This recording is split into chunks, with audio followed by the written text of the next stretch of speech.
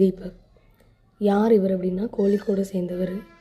இவர் பண்ணாத தப்புக்கு அக்யூசிஷன்ஸ் கிடச்சி, அதனால் அதாவது பீப்புள் ஆகிய நம்ம ரியாக்ட் பண்ணி தான் இந்த அளவுக்கு சென்சேஷனலாக மாறி இருக்கு. அண்ட் அவர் இப்போ நோ மோர். என்ன விஷயம்னா, நம்ம சோஷியல் மீடியா பார்த்தோன்னே ஒருத்தவங்களை அக்யூஸ் பண்ணுறாங்க அப்படின்னா நம்ம நேர்லேருந்து பார்க்கல, அண்ட் லாவாக அது எதுவும் டீல் பண்ணப்படலை அப்படின்னா நம்ம யாருமே கிடையாது. பட் நம்ம இங்கே என்ன பண்ணுறோன்னா, சோஷியல் மீடியா அப்படின்ற ஒரு வெப்பன் எப்படி டீல் பண்ணிகிட்டு இருக்கோன்னா, ஒரு பொண்ணு எனக்கு இப்படி நடந்துருச்சு அப்படின்னு சொன்ன ஒரே ஒரு ரீசனுக்காக பாவம் அந்த மனுஷன் உண்மையாகவே பண்ணாத தப்புக்கு அவ்வளோ பெரிய அக்யூசியேஷன், அதாவது திருட்டு இந்த மாதிரி ஏதோ ஒரு விஷயம்னு வச்சுக்கோங்களேன், அதுவுமே கஷ்டம்தான். ஆனால் ஃபேமிலி அந்த அளவுக்கு பாதிக்குமான்னு எனக்கு தெரியல. ஏன்னா இப்போ நமக்கும் தம்பி இருக்குது, அப்பா இருக்காங்க, பசங்க இருக்காங்க இல்லையா? அப்போ நம்மளை சார்ந்தவங்களுக்கு இது நடக்கும்போது எவ்வளோ வலியாக இருக்கும்னு சொல்லி என்னால் உணர முடியுது. பயமாக இருக்குது. ஏன்னா நாளைக்கு இது நம்ம வீட்டில் இருக்க யாருக்காவது நடந்துருமோ? ஒரு வேளை இப்போ இன்றைக்கி சொல்கிறாங்க தீபக் வந்துட்டு நியாயம் கிடச்சே ஆகணும் அப்படி இப்படி சொல்லிட்டு. ஆனால் அந்த மனுஷன் இப்போ இல்லை. அந்த ஃபேமிலிக்கு நீங்கள் அதை திருப்பி கொடுத்துட முடியுமா? கிடையாது.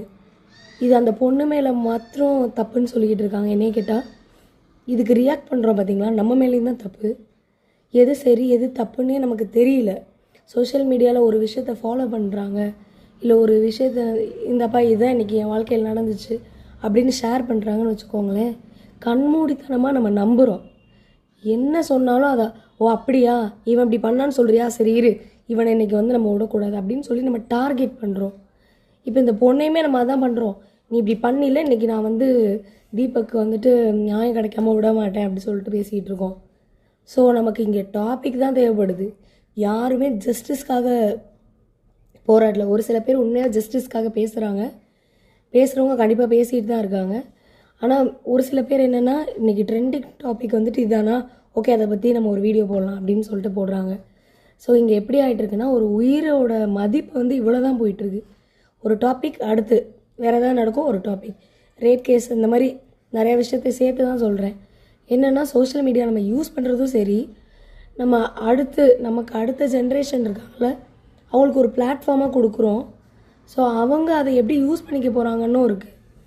நம்மளே எப்படி யூஸ் பண்ணிக்கிட்டு இருந்தால் நமக்கு அடுத்து வரவங்களாம் இன்னும் எப்படி இருப்பாங்க, அதான் பயமாக இருக்குது. ஏன்னா இன்றைக்கி அந்த மனுஷன் இறந்து போயிட்டார். அவருக்கு இப்போது கோர்ட் மூலியமாக ஒரு லீகலாக ஒரு ஆக்ஷன் எடுத்து அவர் வருத்தப்பட்டு ஓகே இது நடந்துருச்சு அப்படின்னு சொல்லியிருந்தால் பரவாயில்ல.